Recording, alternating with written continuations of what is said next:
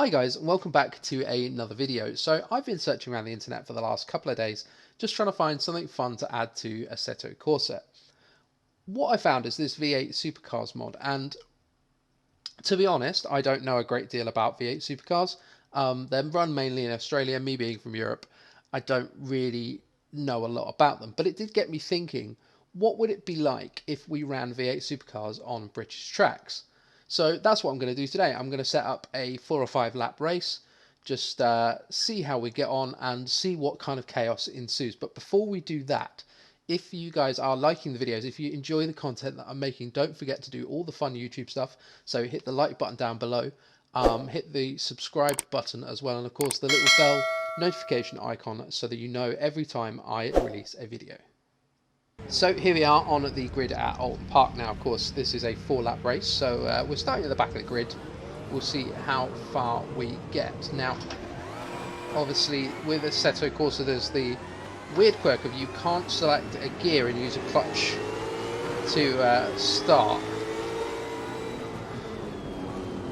It's a bit weird. You can't use the paddles or a sequential shifter to select a gear before the lights go green, which really isn't helpful when you're trying to get these things off the line. Now, obviously these things, oh, hello, have 630 horsepower, which means that they're a little bit, they're a handful at the best of times, basically. As everybody stacks up going into the hairpin, I'm going to make a couple of positions here, I think. We'll go right the way down to first and see how we get on. I don't think anybody's going to give me any room. The AI are set quite aggressive at the moment, so they are really pushy when it comes to letting you past. And one of the things with this car having 600 odd horsepower is that if it gets unsettled for any reason, it's a real handful. You have to be incredibly careful when you're getting back on the throttle, just to make sure that it doesn't spin up on you. But there we go, that's we're almost through a lap now. We're on to the last couple of corners. I'm just braking a little bit early just to give the guys ahead a little bit of a wide berth, just because I'm not entirely sure when they're racing this close together what they're going to do. As we see as we go into the final corner, and all the AI just kind of bunch up and we get it a little bit sideways on the exit. That's what I was talking about with the car spinning up. I got down into second gear then, and it really does like to spin up now. I've obviously carried an awful lot more speed through there than the cars in front, so we'll see if we can make a couple of moves, see if we can. We're up the inside but not quite. And oh, actually I recognise the car in front. That is I believe Jamie Whincup, who is the 7-time V8 Supercars champion. So Mr. Schumacher, stick that in your pipe. He is a bit of a legend down under. I'm reliably informed by my Southern Hemisphere friends.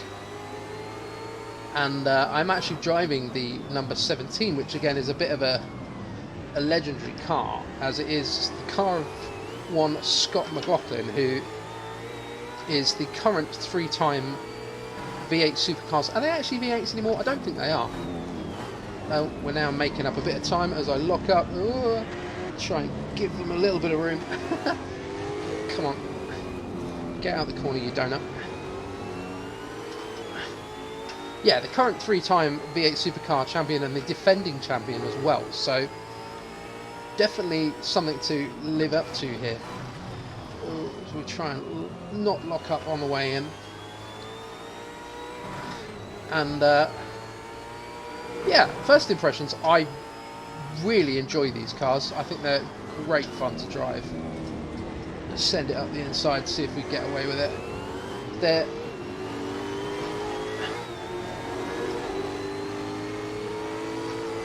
They're great fun to drive, and you get a nice sense of achievement as well, because they're not just a paddle car. I don't get I don't get the same sense of achievement driving a GT3 car because, to be honest, I'm not going to say they're easy, but they're a little bit more plant and go than these things. And you really do have to know how to race these things to get the most out of them. It does seem that you have to get the car stopped and then try and just get the power down as soon as possible to get out of the corners. So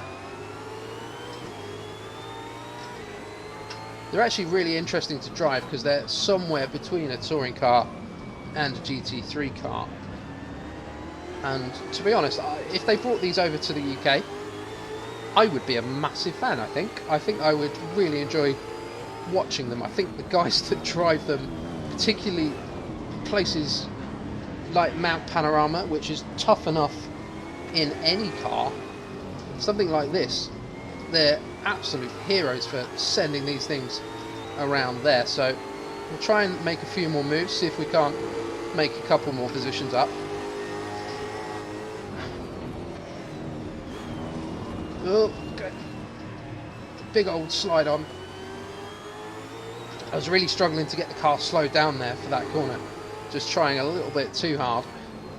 And that's what I was saying a minute ago about getting the car slowed down, turned in, and then trying to get the power down as soon as possible. So we are heading towards the final lap, and everybody's going through the pits. I'm not entirely sure why, but I'm now in the lead, so that's fortunate. I'm not entirely sure why the AI have done that, to be honest, but maybe this will give me a little bit of time to just kind of wrap up my thoughts. Like I say, you do get a real nice sense of achievement just driving this car, because it is a bit more of a manual experience than driving something with paddles that automatically blips the throttle for you, automatically rev matches everything.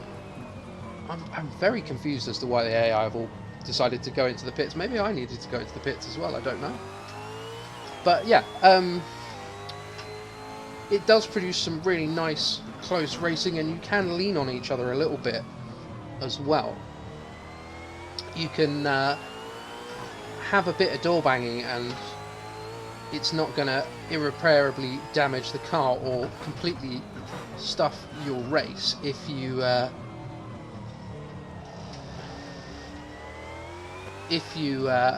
kind of rub doors with people. Oh, we get very sideways there. Come on, back in line. And so yeah, I'd quite like to see them come over to the UK. I think it'd be quite an attraction. I think certainly more so than run a little bit deep there. It's certainly more so than the NASCAR that came over a few years ago. Obviously there was the European NASCAR series, and there we go. That's round the final corner, and we just get it a little bit wide out of the final corner. And I'm still not entirely sure why the AI all decided to duck off into the pits on the last corner, but there we go. Don't forget to hit the like button, do all that fun YouTube stuff, and we will see you soon.